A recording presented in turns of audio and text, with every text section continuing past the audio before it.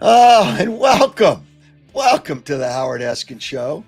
And it is a fine, fine day, live on Saturday morning as we are, 8 o'clock Eastern Time for those people that are watching in different parts of the country and maybe different parts of the world, because I know I've gotten comments from people all over the world. And I always want to mention that the Howard Eskin Show is brought to you by Stillwell Financial Advisors, and Jeff Stillwell is the guy. I'm telling you, he's the guy. I had lunch with him, an hour lunch, and I learned so much from Jeff in an hour lunch. It was great, and you will learn. And if you want to invest, any wealth management you have, Stillwell Financial Advisors, Jeff Stillwell, 732-343-0813. All right. So, and give Jeff a call. I mean, you never know. Also, there's a lot of things to talk about this morning, and it's your show. And I think I saw somebody has already clicked in that wants to talk. And I see there's a Keith from Tulsa. See, I told you there's some people from all over the country, and you can join the show today because there's a lot of things I want to talk about. Obviously, the Sixers, and we'll get into the Sixers. Uh, the Phillies, even though on Friday night they scored 13 runs, I still don't like their lineup, but we'll talk about that. And the Flyers draft, and uh, another interesting coaching rant that we'll have during the show. And we'll have somebody that can win a Chickies and Pete's gift certificate just by answering a question that I will present at the end, towards the end of the show, and you'll have time to respond to it to my website, howardeskin.com, and you could win a Chickies and Pete's gift certificate.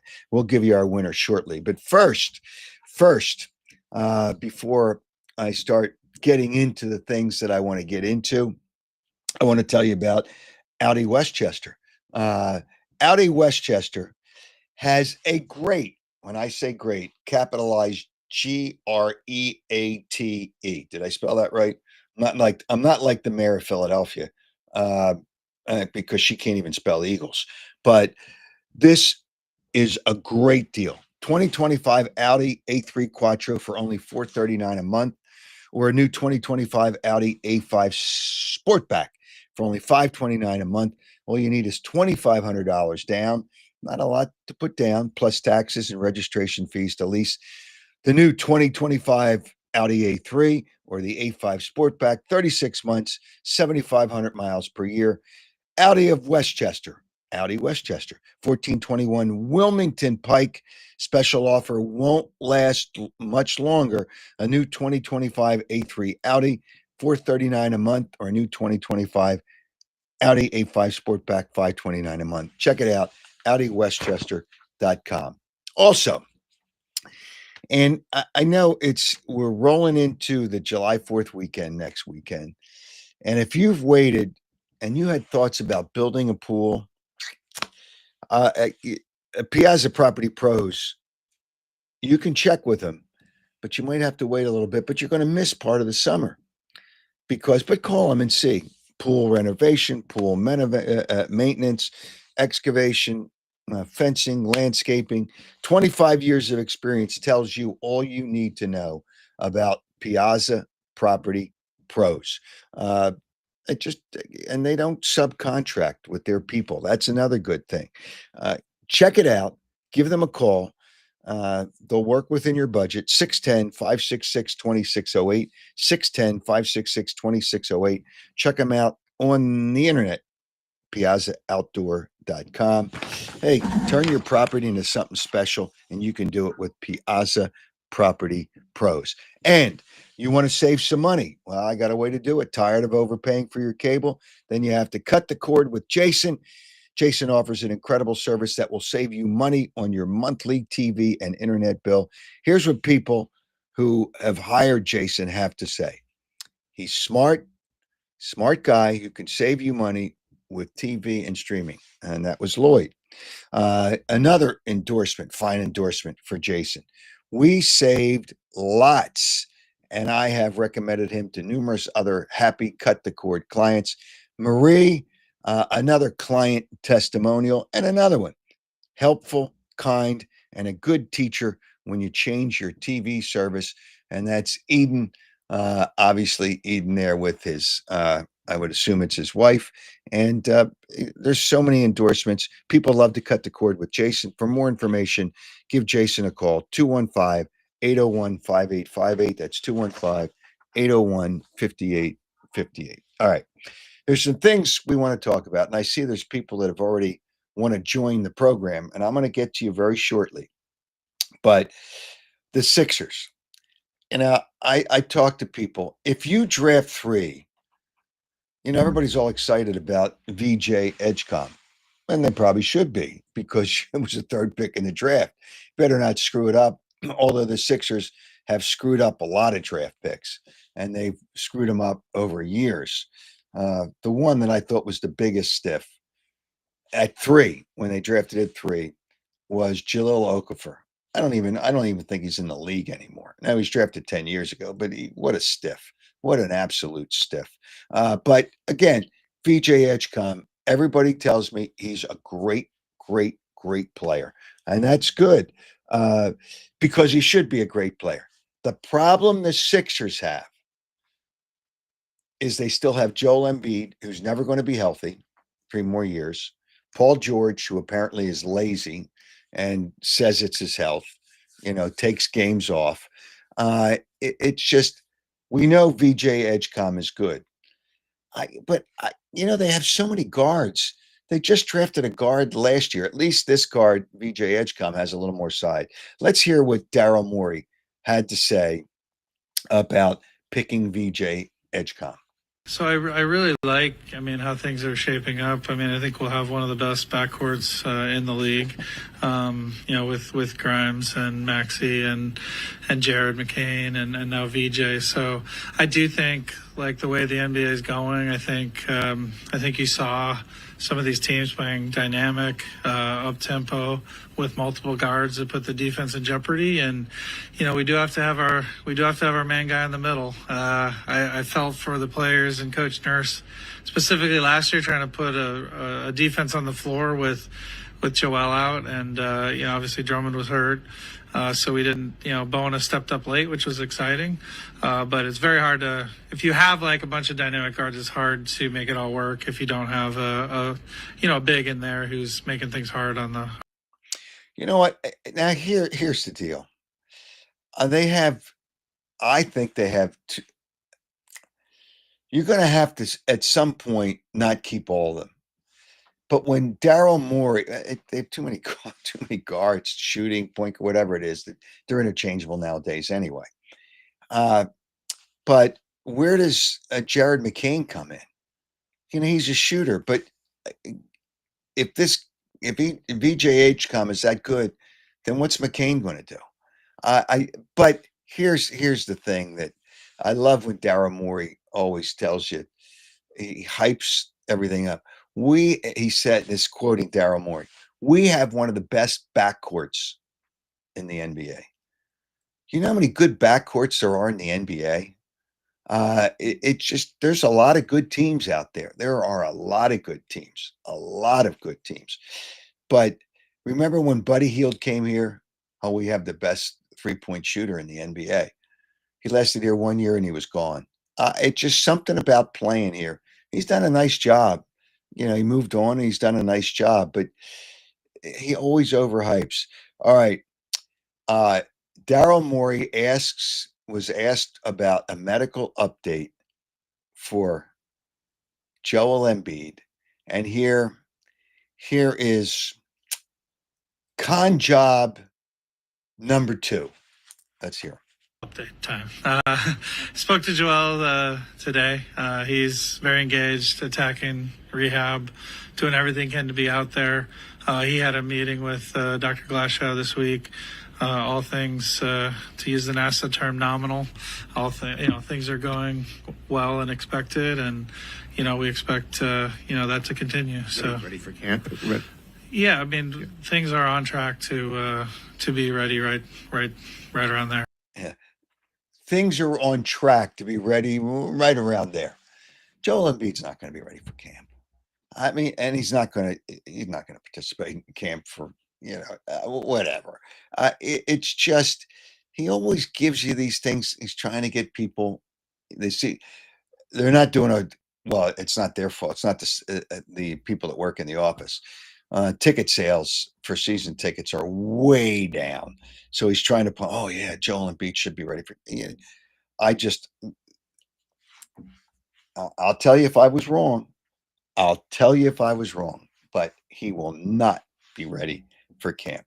All right. So, hey, VJ Edgecom's a really good player. And Janai Brome is, I think, how you pronounce the name. Who knows? He's a big guy, and they needed to get a big guy. So everybody loves their draft picks. When you listen to the draft, if you listen to the draft, the cliches just roll out. This guy's got a high motor. What the hell's a high motor? If you're not playing hard, what the hell you doing? He's got a high motor. What the hell does that mean? What does a high motor mean? You play hard all the time, or you either don't get drafted or you don't last in the league. It's that simple. He's got a high motor. He's very athletic. Well, okay. If you're playing in the NBA, you better be athletic. The cliche that this is one of my questions. What is the worst cliche? What is the worst cliche or the most overused cliche that you hear during the draft? I see Keith sent a message here, and I'm going to go to the calls or the podcasters or whatever you want to. I want to call them. Keith says, "Ready for camp." Talking about Joel. Love Howard or hate him. He's so right on this. He writes douchebag. I mean, he wrote it. I didn't say it. Daryl Morey just kind of rolls out BS. It's just whatever. All right. Talking to Joe, my producer. Do we have somebody ready to go on, Joe? Okay. All right. Let's go to Jerry. Jerry, you're on the Howard Eskin Show. What's happening? Jerry, it's not that tough. Jerry. Hey, Jerry. Yeah. Hey, Howard, how are you? Good. How are you, Jerry? What's up? Good. I was just wondering what you thought about the Flyers draft. I'm going to get to that. When you get sixth and 12th player, I think the Flyers. I trust the Flyers. I don't trust the Sixers, although I know the Sixers got a good player in VJ Edgecom, but it's the rest of the team that's screwed up. You got Embiid and Paul George still there. You can't build it up like Indianapolis build it up, like Oklahoma City build it up, because you're stuck with two stiffs. Joel Embiid, if he was completely healthy, obviously he would be a very good player, but he's never going to be completely healthy. But in the Flyers case, I trust them. Who is it? Porter Martone and Jack Nesbitt, 6 and 12. And I'm going to play. I got a comment about the NHL commissioner who made himself look foolish again. I know he might be a nice guy, but he makes himself look foolish every time he opens his mouth. But I think the Flyers draft is really good because I trust Danny Briere and I trust Keith Jones. I really trust those people. They're going to win a championship, not anytime soon, but win a championship way before the Sixers. There's just no question in my mind. No question. Oh, I hope so. So your thoughts, obviously you're a Flyers fan and you're excited about that. Yes, they needed size. They got some size. The one guy, Porter, does have some skill, and we'll see what happens. Well, they said they needed a center, and they got a center. And they traded up to get number 12, giving up 2 of their picks later in the first round. They really did a good job setting themselves up for the draft. Daryl Morey just trades away picks. The Flyers acquired him to set themselves up what appears to be very good in the draft. Are you you're a Flyers fan more than a Sixers fan, I guess, right? I'm a Flyers fan first, Oh, more than anything. all right. Well, I'm telling you, I think they clearly, absolutely, positively are on the right track. All right, Jerry. Hey, man, I appreciate you checking in.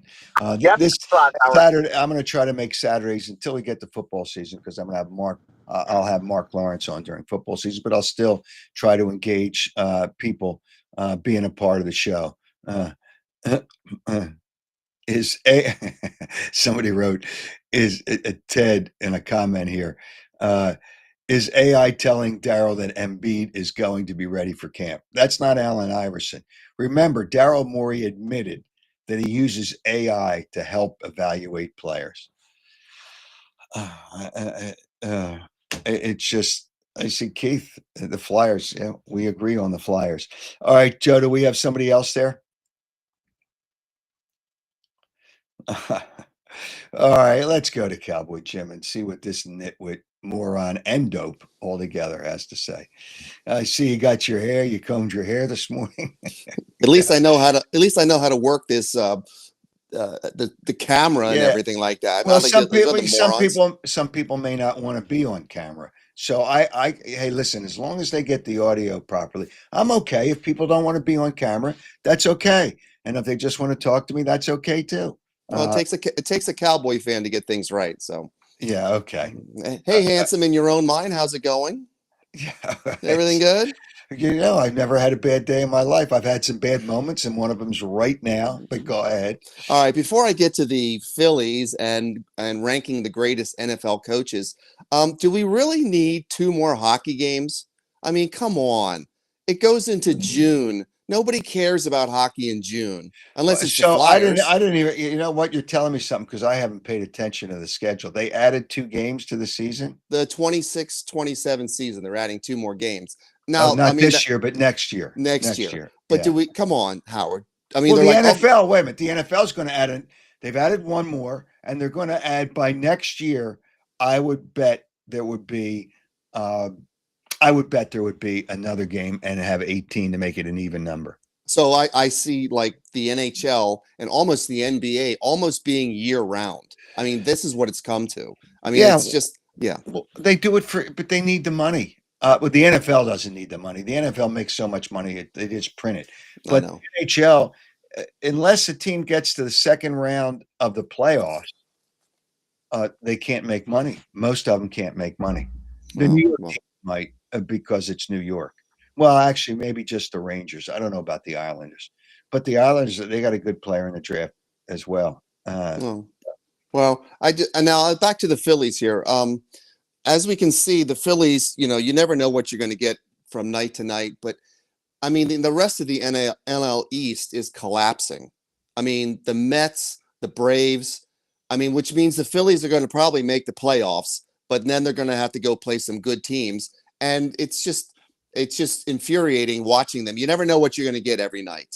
Well, I remember last night's team was a losing team. You don't think of the Braves as a losing team, but the Phillies don't play well against the winning teams, and they play obviously much better against the losing teams. And I assume, and I didn't see the beginning of the game, there was a rain delay. Both teams changed their starters because of the delay, and it was a bullpen game. So who knows? I mean, the Braves rolled a guy out there. It was brutal. But your thoughts, all right. But your thoughts on those 3 games in Houston? 1 run in 3 games. I mean, wait a minute. They didn't score a run for 25 or 26 straight innings. Yeah, that's not a good thing.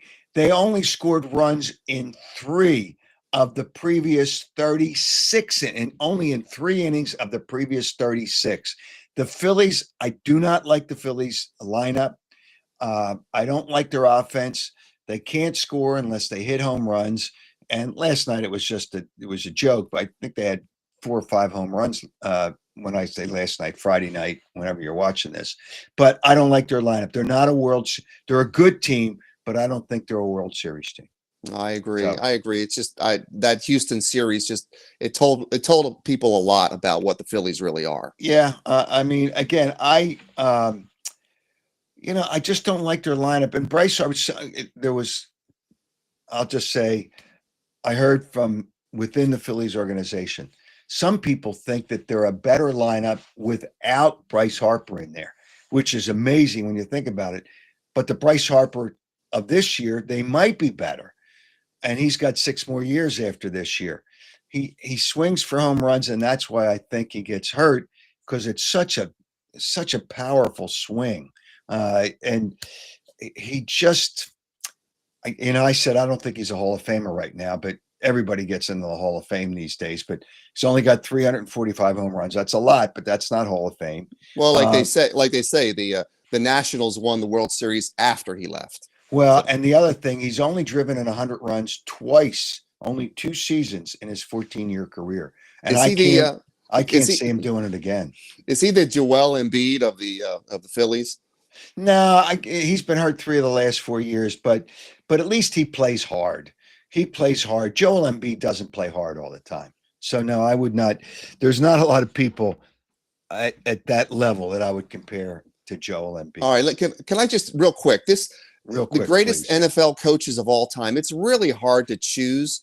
I mean, you could say Vince Lombardi, but I brought that up to Herm Edwards in the last podcast. I guess. Yeah, I watched it. I watched it the other day. That was really. I love Herm Edwards. Herm is great. But you look at like Tom Landry. Like over 20 years, he went to the playoffs 18 times. In 17 years, he went to 12 NFC Championship games. Don Shula, successful with Baltimore, successful with Miami, with everybody. But he did nothing after the early 70s. Jimmy Johnson was successful with the Cowboys, but he was not successful with Dan Marino and the Miami Dolphins. Chuck Noll surrounded himself with all those Hall of Famers. So how can it's just hard. Andy Reid is great, but it's hard to. Well, I have Jimmy Johnson ahead of Belichick. Well, have Andy Reid's the best in the NFL, and maybe eventually will be the best all time. Bill Walsh, you can't forget about him, although there's not a lot of years. There wasn't a lot of years for John Madden, but I can't put him in. I don't put it. But I do put Tom Landry. Chuck Noll, if you go way back, Chuck Noll was great with the Pittsburgh Steelers. But he had Hall of Fame. He had so many Hall of Fame. He was surrounded. Was that because he chose those people or somebody else did? I'm sure the coach had a lot to do with it. But he's still, hey, Terry Bradshaw is a Hall of Famer, but when you look at his numbers, he's kind of borderline, and he did it with Terry Bradshaw, but he had great players around him. I still take Don Shula. I still take Joe Gibbs, Bill Parcells. I take John Harbaugh. I like all those guys above Belichick because he cheated, and without Brady. So those are 2 strikes against him. Well, I just say it's just hard to really choose if you look back at that. So, all right, Nitwit. You have a great weekend and have a happy holiday, July 4th. All right. Bye, handsome, in your own mind. Goodbye. He can't help himself. He absolutely can't help himself. Yeah, I do want to get in the Phillies lineup, and I like Rob Thompson, but he changes the lineup too much. I would have left Stott lead off, and I would have left Turner at 2. I just. And it's going to change again when Harper comes back, and who knows when that's going to be. I don't think he made the road trip. He stays home to get his rehab. He could go on the road trip, but whatever. The lineup's going to change again. I don't like the way they change. The lineup. All right, I do want to address the Flyers before we take another person to join the show. You know what? Let me just take. I have a Chickies and Pete's winner from the last show from Herm Edwards, and the question was: you'd think that the Miracle in the Meadowlands was Herm Edwards' favorite moment, best moment, but he really made a point to say his first interception, his rookie year, the Miracle in the Meadowlands was year number 2. His first year when he had his first interception against Joe Namath was the point he made. And he kind of said, bigger than it was my first interception. That was the answer. His greatest moment was his interception against Joe Namath. And the winner, Mark Herbert. Mark, you won, other people had the proper answer. However, we select the person at random. And Mark, you were, because you listened to the show and you submitted your answer to my website, howardeskin.com. And you are the winner of the Chickies and Pete's gift certificate. We're going to give another one away today, and I'm going to ask a question towards the end of the show, and make sure that you understand what the question is, and we'll ask the question. All right, let me talk about the Flyers draft before I go to another caller here. You know what? Let me go to a caller. I see Jeff Miller I think he's been on for a while. Okay, Jeff, you got to rejoin with audio. You don't have your audio up. My producer tells me you don't have your audio up. So try. All right, let's go to Jason. What's up, King? Hey, what's happening? Nothing much. So I was on last Hey, week. before you get into this, tell people how easy it is to join when you get to the link. It says join. You put your name in. It says join studio, right? And you just make sure at the bottom you see a microphone for the sound, and you see a camera. If you don't want to be on camera, you can click on it and exit out, but you got to have the audio. Pretty easy, isn't it? Pretty easy. In fact, I was on last week and I won the sunglasses, so I just wanted to thank you for that. Oh, okay, cool. And I just wanted to tell you, my earliest recollection of you was in the early 80s. It was like my first Sixers game. I was like 9 or 10. It was a Sixers-Lakers game, and you were mud wrestling after the game. Do you remember that? Yes, I do. You know that picture? I have the photograph. That photograph of me coming up after I beat.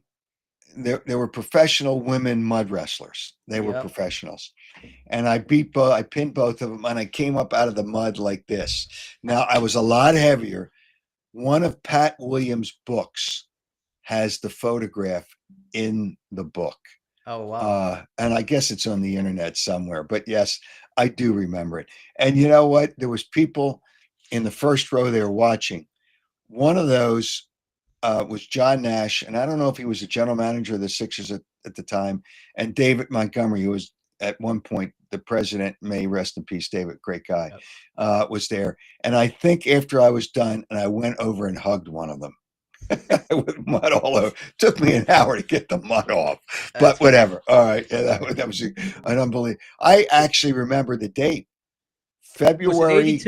Was it 82? 1982. It was February. I believe it might have been February 2nd. It was in February of 1982. Okay, I was 10 years old. Yeah. So, well, I have a lot of thoughts.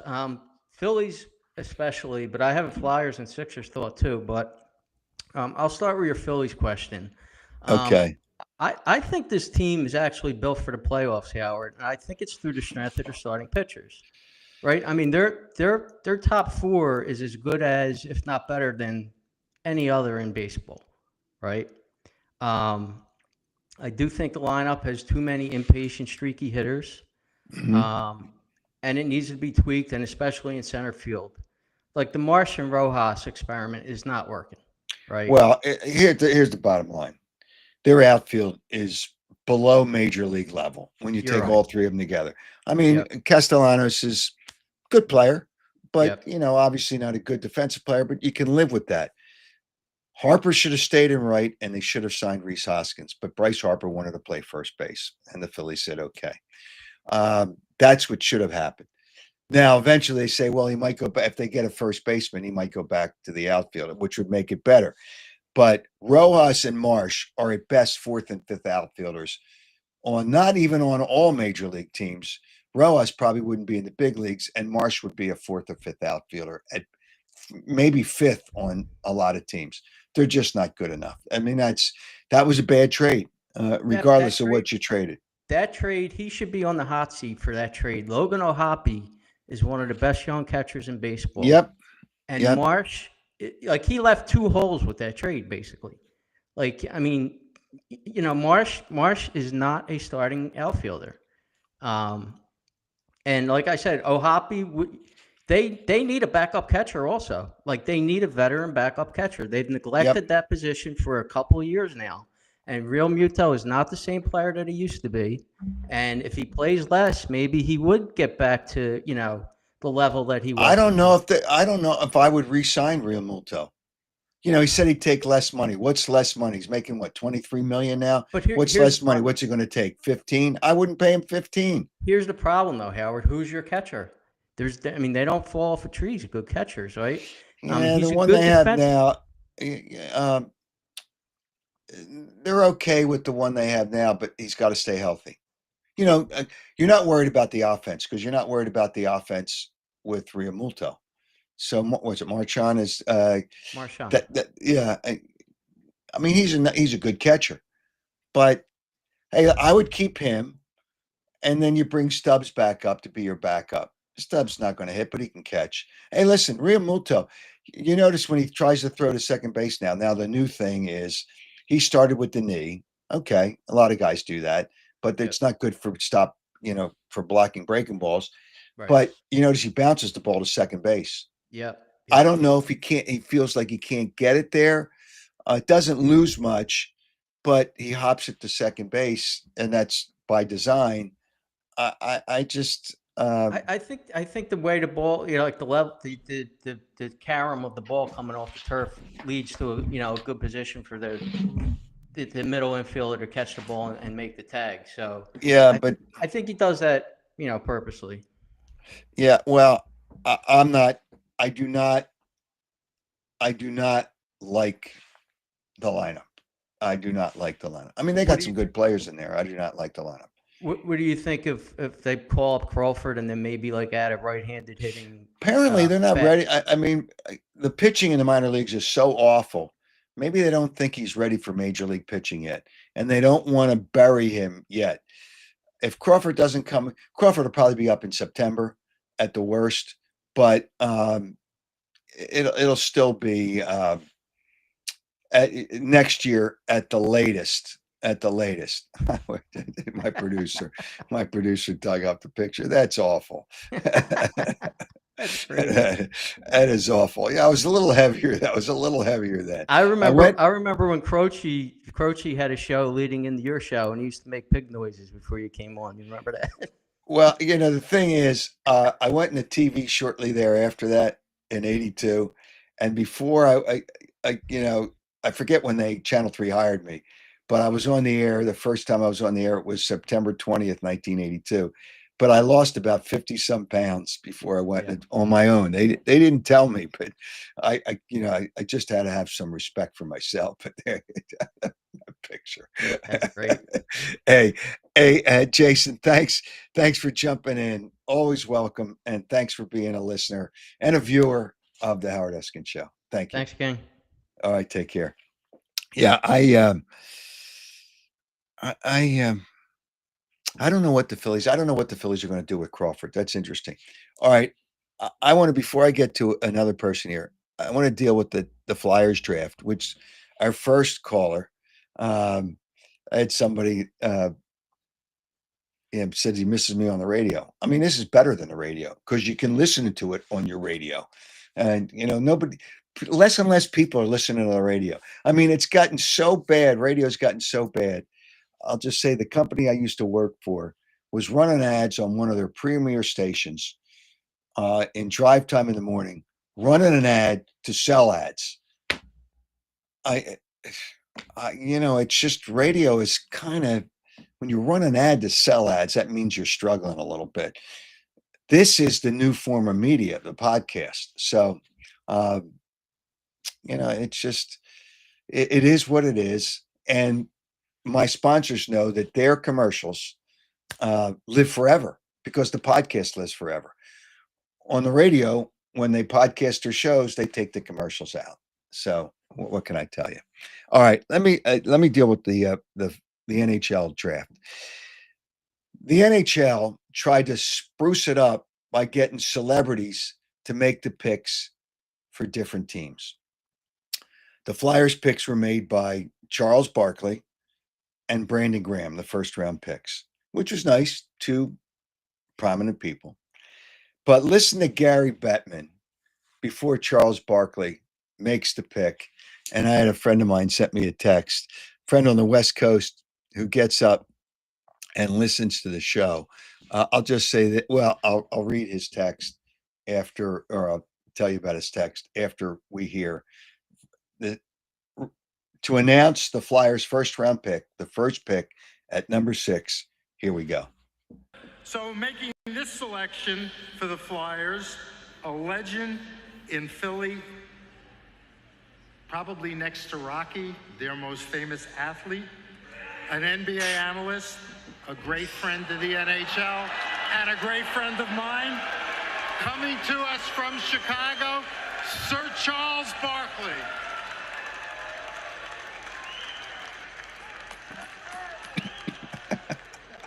Hey, Gary, how you doing? Man, I'm doing great. I'm doing great. Thanks for having me tonight. Great to have you with us. So tell everybody what you love about our game.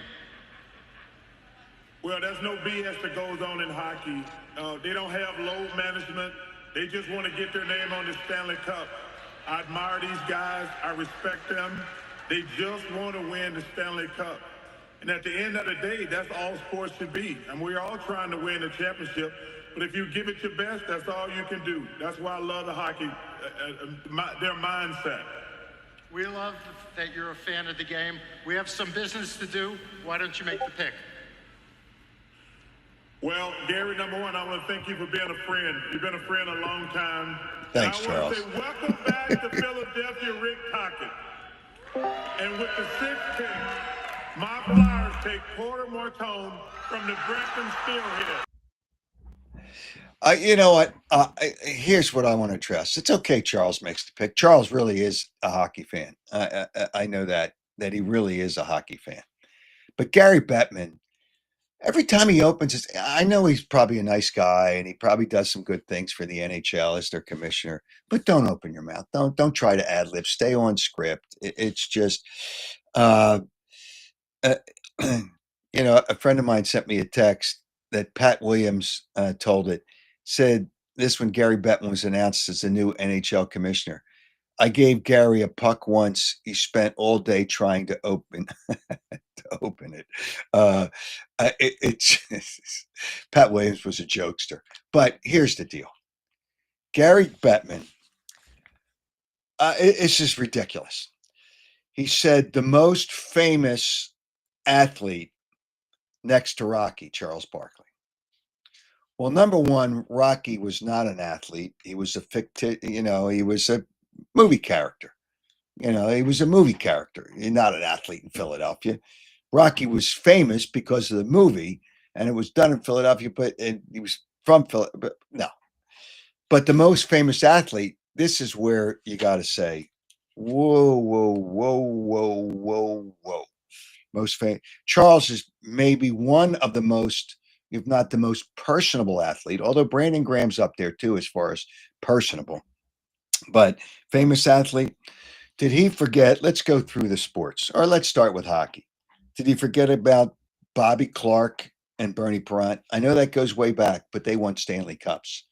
Don't you think the legendary and famous? Okay, so that's with hockey. Let's go with baseball. Schmidt and Carlton, just two. Pete Rose, if you want to throw that in there, best third baseman in baseball, one of the best left-handed pitchers in baseball. The Sixers, Wilt was legendary. Wilt was a famous athlete. I mean, you just call him by his, when you call a guy by their first name, that makes you famous. Wilt was famous and one of the greatest athletes of the Sixers. And Julius Erving, what's that, chopped liver? And let's go the Eagles. Just take two guys, one that goes way back, legendary because he last guy to play 60 minutes in a football game, Chuck Bednarik, and then Reggie White. Gary Bettman's got to stay on script. Come on, brother, you got to stay on script. That's brutal, absolutely brutal. Just embarrass yourself. One of the most famous. He didn't even say one. He says maybe the most famous athlete since Rocky. Rocky was a movie character. All right. You know what? Hey, Joe, I see a guy named, I know a Jeff Hoffman. Let me see if that's the Jeff Hoffman. Can you put him up, Joe? Oh, okay. Okay. Oh, all right. All right. Well, give Tony Woods a try. Maybe he's figured this out after 3 years. All right, Tony. 3. Boy, how about Hello? that? You actually figured this out, huh? You actually figured this out? Praise Jesus. Yeah, go ahead. Are you okay? Can you hear me? Yeah, I can hear you. Okay, what's up? So, that guy Yambi, is it number 28 for the Sixers? They still have him? Or did they let him go? Who? Is it Yambi? Who's number 28? You know what? I think they may have let him go. I'm not sure because they're dickering with the roster right now. So why would you even worry about him? Well, I think when he's out there, when JoJo's, not playing, he seems to give them a little more energy. He's a little more. Yeah, but you're not going to win anything without Joel Embiid. You're not going to win anything. Yeah, well, maybe it's not about just being. It's not about just being competitive. It's about winning a championship. They are so far behind the better teams in the NBA. I mean, they're competitive. Oh, by the way, speaking of Halliburton, remember now he's hurt, so I don't think he's not going to play next year, right?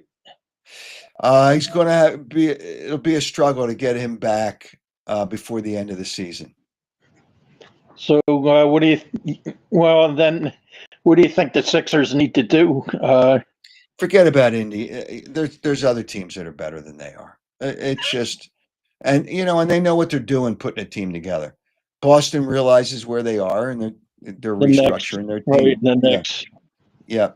And the Knicks are good too. Yes.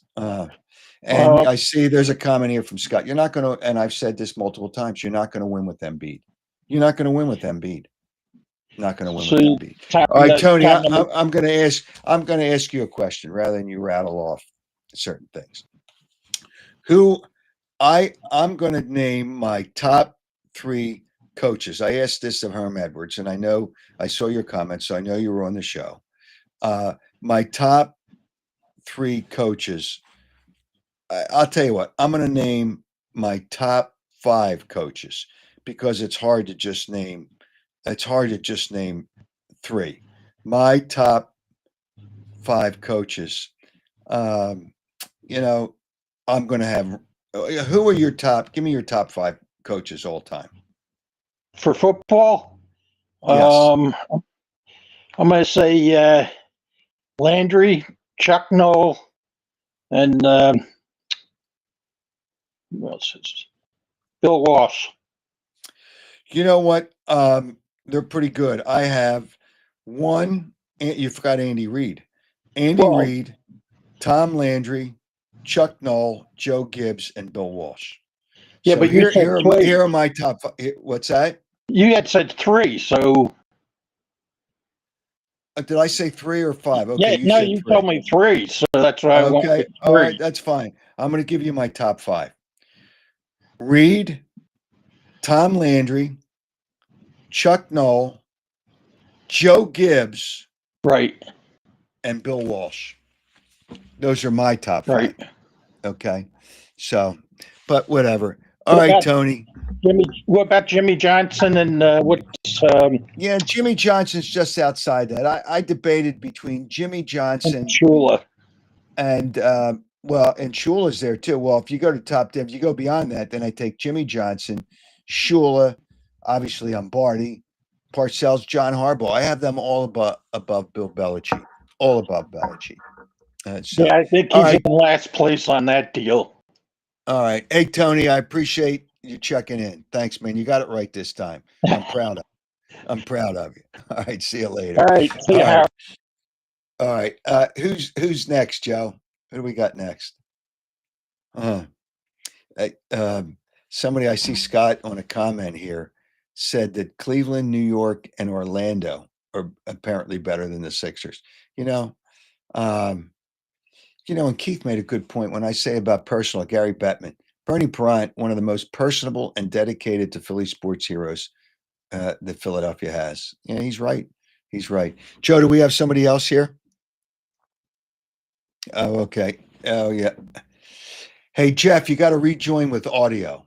I see there was a Jeff Hoffman that wanted to. I know a Jeff Hoffman, and I don't know if it's the one that I know. Um, RG says Lombardi. Yeah, Lombardi's in there too. It's really hard, but that's why Belichick's not in there. Belichick's not in there. But yeah, Lombardi. Yeah, who would I put Lombardi above in the top five? You might put him ahead of Bill Walsh. So Lombardi would be, yeah, and it goes when most people don't remember Lombardi. So five, they're both five. It's really hard. That's why I can't put. So all right, so I'm gonna I'm gonna leave Lombardi at six. Reed, Tom Landry, Chuck Noll are my top three. Reed, Tom Landry, and Chuck Noll. Does anybody dispute that? Um, so, all right. I saw somebody else tried to jump on here. Joe, do we have somebody here? Okay. You got to try to explain this to people. When you click on the link, it'll say put your name in there. Say join the stream. At the bottom, you'll see a microphone, picture of a microphone, and a picture of a camera. If you have a line through the camera or the microphone, you don't have them on. If you don't want the camera, you can put you can click on the camera to put a line through it. But I got to have the microphone to be able to talk to you. Uh, uh, you know, here's a great comment. I never even realized it, and that's why I put Joe Gibbs in the top five. Joe Gibbs is who is this? Pat Milligan. Joe Gibbs is the only guy. I knew he won 3 Super Bowls, but I didn't know. Yeah, he won with 3 different quarterbacks. He won with what? Theismann, with Doug Williams, and with Mark Rippon. Are those? I think those are the 3 quarterbacks that he won with.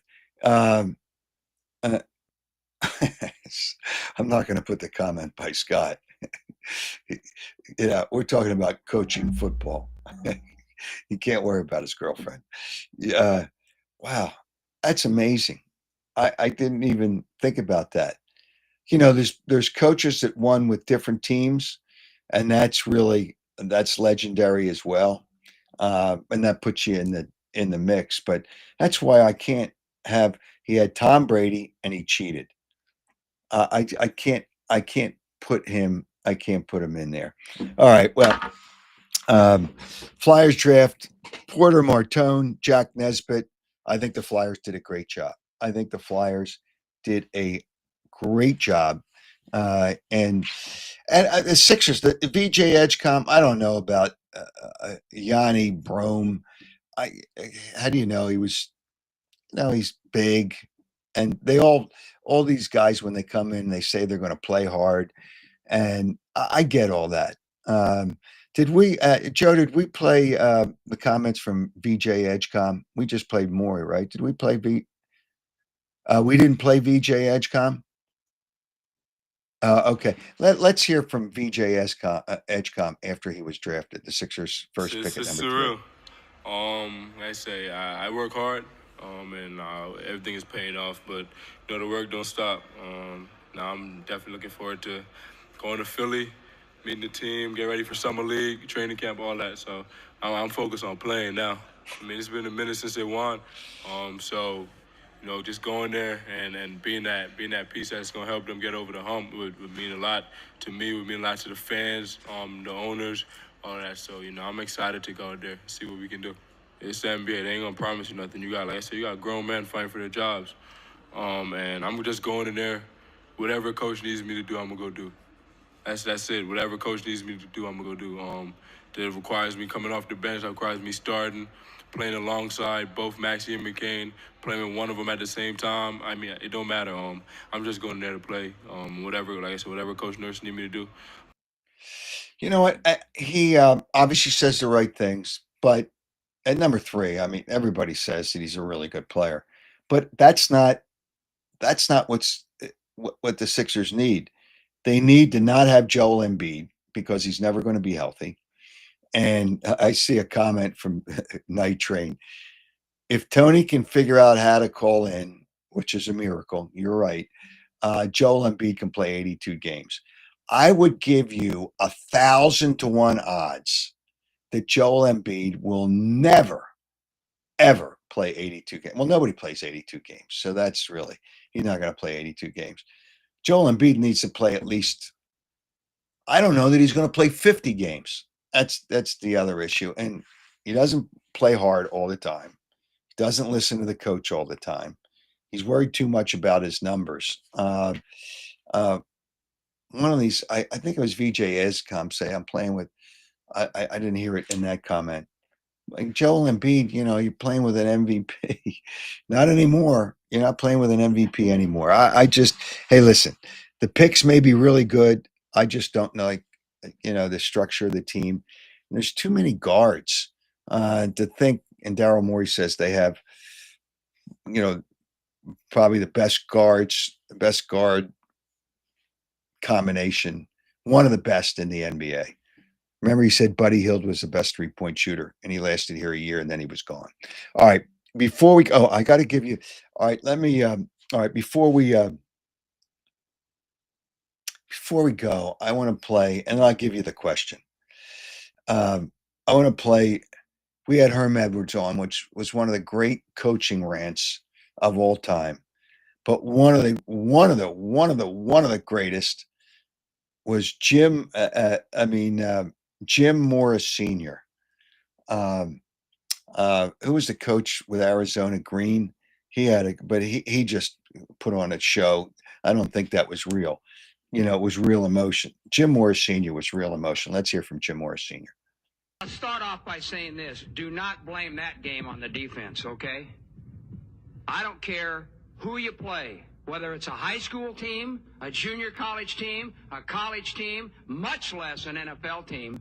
When you turn the ball over 5 times, 4 interceptions, 1 for a touchdown, 3 others in field position to set up touchdowns, you ain't gonna beat anybody I just talked about. Anybody. All right? And that was a disgraceful performance, in my opinion. We threw that game. We gave it away by doing that. We gave them the friggin' game. In my opinion, that sucked. We've thrown 4 interceptions for touchdowns this year. That might be an NFL record. That's pitiful. I mean, it's absolutely pitiful to perform like that. Pitiful. What's that? Playoffs? Don't talk about it. Playoffs? You kidding me? Playoffs? I just hope we can win again. Jeff, you still don't have audio. I'd love to help you. I'd love to come over and there's a bottom. Does he have audio now?